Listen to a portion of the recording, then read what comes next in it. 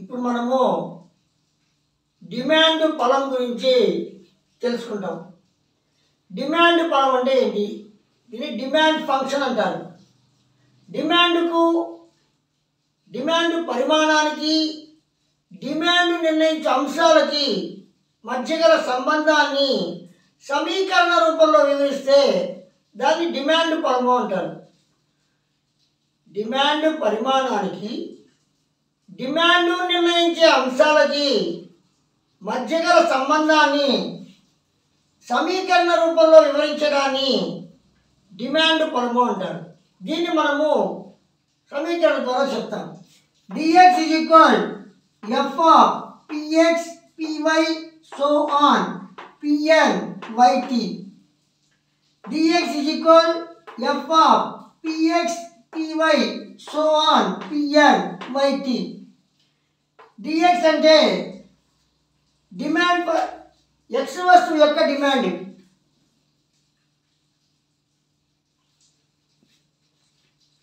dx అంటే x వస్తువు యొక్క డిమాండ్.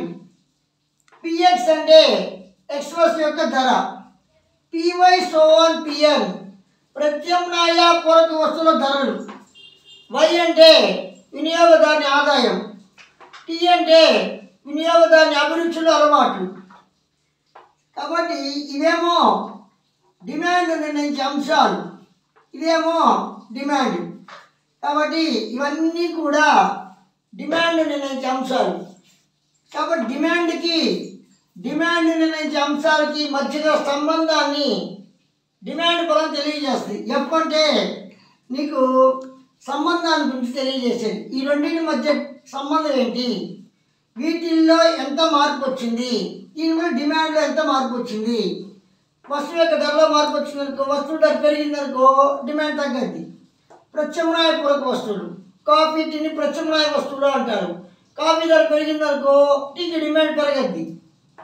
అదేవిధంగా పూరక వస్తువులు, పెట్రోలు, కారు యొక్క ధర తగ్గిందనుకో పెట్రోల్ డిమాండ్ పెరగద్ది. వై వినియోగదారుని ఆదాయం పెరిగిందనుకో వినియోగదారుడు ఎక్కువగా వస్తువులు కొంటాడు. టీ వినియోగదారుడు అభిరుచులు, అలవాట్లు, కొత్త కొత్త ఫ్యాషన్లు వచ్చినాయనుకో వినియోగదారుడు వాటి ఎక్కువగా కొంటాడు. కాబట్టి ఇవన్నీ కూడా నీకు స్వతంత్ర చలాంకాలు. అంటే ఇవి వేటిపాటికి వేటి ఉంటాయి, వీటి మీద డిమాండ్ ఆధారపడి ఉంటుంది. అందువల్ల డిమాండ్ని అస్వతంత్ర చలాంకం అంటారు. దీన్నేమో స్వతంత్ర చలాంకాలు అంటారు. వీటి మీద ఇది ఆధారపడి ఉంటుందని చెప్పి చెప్పచ్చు అనమాట. ఇవేమో డిమాండ్ నిర్ణయించే అంశాలు, ఇదేమో డిమాండ్ నిర్ణయించే అంశాలకి మధ్యగల సంబంధాన్ని నీకు డిమాండ్ పదము అంటారు. కాబట్టి dx is equal x వస్తువు demand, px is equal x వస్తువు ధర, py so on pn is equal ప్రత్యామ్నాయ పూరక వస్తువుల ధరలు, y వినియోగదారుని ఆదాయం, t వినియోగదారుని అభిరుచులు, అలవాట్లు అన్నమాట. ఇక్కడ మనము డిమాండ్ సూత్రం కూడా చెప్పచ్చు. ఇది కానీ మనం ఆపేసామనుకో ఇక్కడ వరకు మిగిలింది ఏంటి, dx is equal f of px. ఇవన్నీ కూడా స్థిరంగా ఉంటాయి. ప్రత్యామ్నాయ పూరక వస్తువుల ధరలు, వినియోగదారుని ఆదాయం, వినియోగదారుని అభిరుచులు, అలవాటు, ఇవన్నీ స్థిరంగా ఉన్నాయనుకో డిమాండ్ ధర మీద ఆధారపడద్ది. ధర కానీ పెరిగితే డిమాండ్ తగ్గద్ది, ధర తగ్గితే డిమాండ్ పెరగద్ది. కాబట్టి dx is equal f of px, x వస్తువు ధర, dx అంటే డిమాండ్. కాబట్టి ఇవన్నీ స్థిరంగా ఉన్నాయి, ఇతర వస్తువులు, ఇతర అంశాలు అన్నమాట. అప్పుడు ధరను బట్టి డిమాండ్ ఆధారపడి ఉంటుంది. కాబట్టి ధర పెరిగితే డిమాండ్ తగ్గద్ది, ధర తగ్గితే డిమాండ్ పెరగద్ది.